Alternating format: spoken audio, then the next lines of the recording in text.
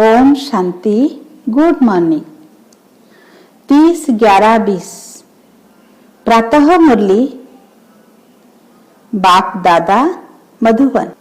आज हम मीठे बाबा के मधुर बोल सुनेंगे। मीठे बच्चे, तन मन धन अथवा मनसा वाचा कर्मणा ऐसी सर्विस करो जो 21 जन्मों का बाप से एवजा मिले। परंतु सर्विस में कभी आपस में अनबनी नहीं होनी चाहिए।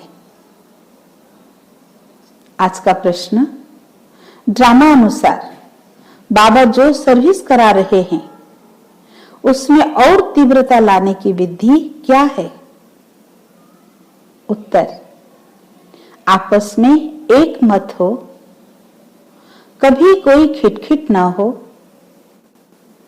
अगर खिटखिट होगी तो सर्विस क्या करेंगे? इसलिए आपस में मिलकर संगठन बनाए राय करो, एक दो के मददगार बनो। बाबा तो मददगार है ही, परंतु हिम्मते बच्चे मददे बाप। इसके अर्थ को यथार्थ समझकर बड़े कार्य में मददगार बनो। समय अनुसार बाबा हम बच्चों को आपस में एक मत होकर के संगठित रूप में बाप के कार्य को सफल करना है। ये बाबा हम बच्चों से आस रखा है। ओम शांति। मीठे मीठे बच्चे यहाँ आते ही रूहानी बाप के पास रिफ्रेश होने। जब रिफ्रेश होकर वापस जाते हैं तो जरूर जाकर कुछ करके दिखलाना है। एक एक बच्चे को सर्विस का सबूत देना है। जैसे कोई कोई बच्चे कहते हैं हमारी सेंटर खोलने की दिल है, गांवों में भी सर्विस करते हैं ना। तो बच्चों को सदैव यह ख्याल रहना चाहिए कि हम मनसा वाचा कर्मणा तन मन धन से ऐसी सर्विस करें जो भविष्य 21 जन्मों का एवजा बाप से मिले। यही होना है। हम कुछ करते हैं, कोई को ज्ञान देते हैं, सारा दिन यह ख्यालात आने चाहिए। भल सेंटर खोले, परंतु घर में स्त्री पुरुष की अनबनी नहीं होनी चाहिए, कोई घमसान नहीं चाहिए। सन्यासी लोग घर के घमसान से निकल जाते हैं, डोंट केयर कर चले जाते हैं। फिर गवर्नमेंट उनको रोकती है क्या? वो तो सिर्फ पुरुष ही निकलते हैं। अभी कोई कोई माताएं निकलती है जिनका कोई धनी धोनी नहीं होता या वैराग्य आ जाता है, उन्हों को भी वो सन्यासी पुरुष लोग बैठ सिखलाते हैं। उन द्वारा अपना धंधा करते हैं, पैसे आदि सारे उनके पास रहते हैं। वास्तव में घर-बार छोड़ा तो फिर पैसे रखने की दरकार नहीं रहती। तो अब बाप तुम बच्चों को समझा रहे हैं, हर एक की बुद्धि में आना चाहिए हमको सबको बाप का परिचय देना है। मनुष्य तो कुछ नहीं जानते, बेसमझ है।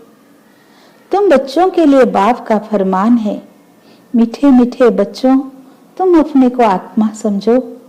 सिर्फ पंडित नहीं बनना है, अपना भी कल्याण करना है।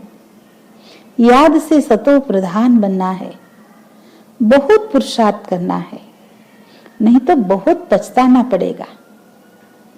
कहते हैं बाबा हम घड़ी घड़ी भूल जाते हैं, संकल्प आ जाते हैं। बाबा कहते हैं वो तो आएंगे ही, तुमको बाप की याद में रह शतो प्रधान बनना है। आत्मा जो अपवित्र है उनको परम पिता परमात्मा को ही याद कर पवित्र बनना है। बाप ही बच्चों को डायरेक्शन देते हैं, हे फरमान बरदार बच्चों, तुमको फरमान करता हूं, मुझे याद करो तो तुम्हारे पाप कटेंगे। पहली पहली बात यह सुनाओ कि निराकार शिव बाबा कहते हैं मुझे याद करो, मैं पतित पावन हूं, मेरी याद से ही विकर्म विनाश होंगे और कोई उपाय नहीं, ना कोई बता सकते हैं। ढेर के ढेर सन्यासी आदि हैं, निमंत्रण देते हैं, योग कॉन्फ्रेंस में आकर शामिल हो। अब उनके हठ योग से किसका कल्याण तो होना नहीं है। ढेर योग आश्रम है जिनको इस राजयोग का बिल्कुल पता ही नहीं है, बाप को ही नहीं जानते। बेहद का बाप ही आकर सच्चा सच्चा योग सिखलाते हैं। बाप तुम बच्चों को आप समान बनाते हैं। जैसे मैं निराकार हूं, टेम्पररी इस तन में आया हूं। भाग्यशाली रथ तो जरूर मनुष्य का होगा, बैल को तो नहीं कहेंगे। बाकी कोई घोड़े गाड़ी आदि की बात नहीं है, ना लड़ाई की कोई बात है।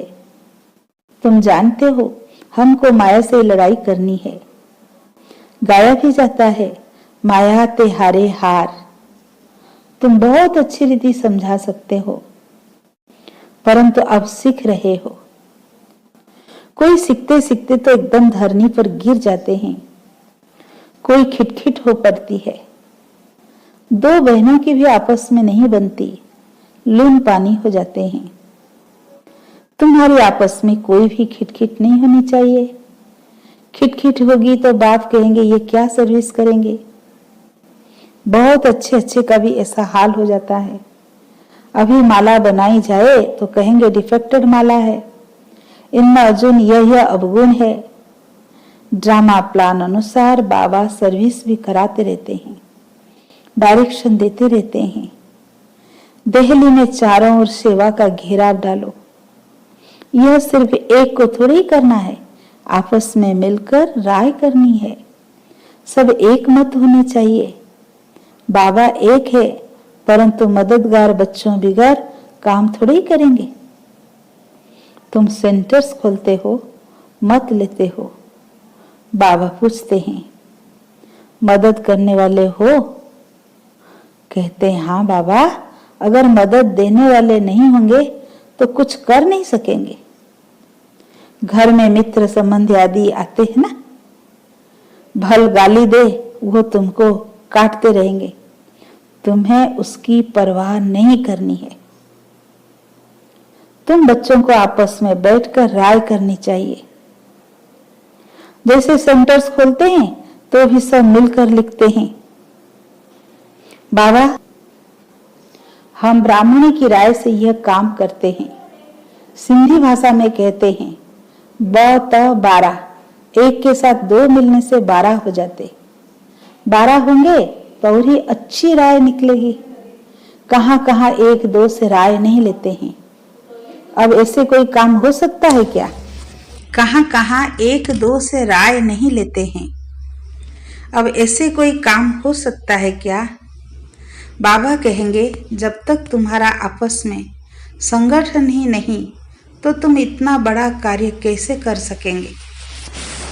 छोटी दुकान बड़ी दुकान भी होती है ना, आपस में मिलकर संगठन करते हैं। ऐसे कोई नहीं कहते बाबा आप मदद करो, पहले तो मददगार बनाने चाहिए। फिर बाबा कहते हैं हिम्मत दे बच्चे मददे बाप। पहले तो अपने मददगार बनाओ। बाबा हम इतना करते हैं, बाकी आप मदद दो। ऐसे नहीं पहले आप मदद करो। हिम्मत मर्दा मदद खुदा, उनका भी अर्थ नहीं समझते। पहले तो बच्चों को हिम्मत चाहिए।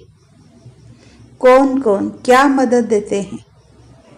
पोता मेल सारा लिखेंगे फलाने फलाने यह मदद देते हैं, कायदे से लिख कर देंगे। बाकी ऐसे थोड़े ही एक एक कहेंगे हम सेंटर खोलते हैं मदद दो। ऐसे तो बाबा नहीं खोल सकता है क्या? लेकिन ऐसे तो हो नहीं सकता। कमेटी को आपस में मिलना होता है। तुम्हारे में भी नंबरवार तो है ना। कोई तो बिल्कुल कुछ भी नहीं समझते, कोई बहुत हर्षित होते रहते हैं।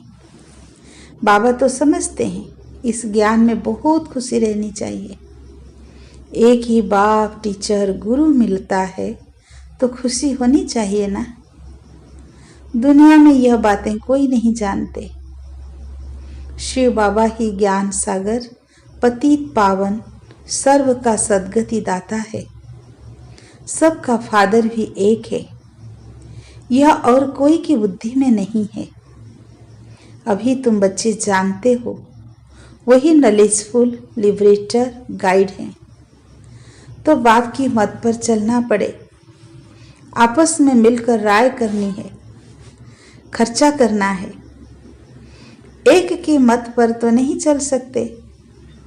मददगार सब चाहिए। यह भी बुद्धि चाहिए ना। तुम बच्चों को घर घर में मैसेज देना है। पूछते हैं शादी में निमंत्रण मिलता है, जाएं? बाबा कहते हैं क्यों नहीं, जाओ, जाकर अपनी सर्विस करो, बहुतों का कल्याण करो। भाषण भी कर सकते हो। मौत सामने खड़ा है। बाप कहते हैं मामे कम याद करो। यहाँ सब पाप आत्माएं हैं। बाप को ही गाली देते रहते हैं। बाप से तुमको बेमुख कर देते हैं। गायन भी है, विनाश काले विपरीत बुद्धि। किसने कहा? बाप ने खुद कहा है, मेरे से प्रीत बुद्धि नहीं है। विनाश काले विपरीत बुद्धि है। मुझे जानते ही नहीं। जिनकी प्रीत बुद्धि है, जो मुझे याद करते हैं, वही विजय पाएंगे। भल प्रीत है परंतु याद नहीं करते हैं तो भी कम पद पा लेंगे। बाप बच्चों को डायरेक्शन देते हैं। मूल बात सबको मैसेज देना है। बाप को याद करो तो पावन बन, पावन दुनिया का मालिक बनो। ड्रामा अनुसार बाबा को लेना भी बुढ़ा शरीर पड़ता है। वानप्रस्थ में प्रवेश करते हैं। मनुष्य वानप्रस्थ अवस्था में ही भगवान से मिलने के लिए मेहनत करते हैं। भक्ति में तो समझते हैं जप तप आदि करना ये सब भगवान से मिलने के रास्ते हैं। कब मिलेगा वो कुछ पता नहीं। जन्म जन्मांतर भक्ति करते आए हैं। भगवान तो कोई को मिलता ही नहीं। यह नहीं समझते बाबा आएंगे ही तब, जब पुरानी दुनिया को नया बनाना होगा। रचयिता बाप भी है, चित्र तो है, परंतु त्रिमूर्ति में शिव को नहीं दिखाते हैं।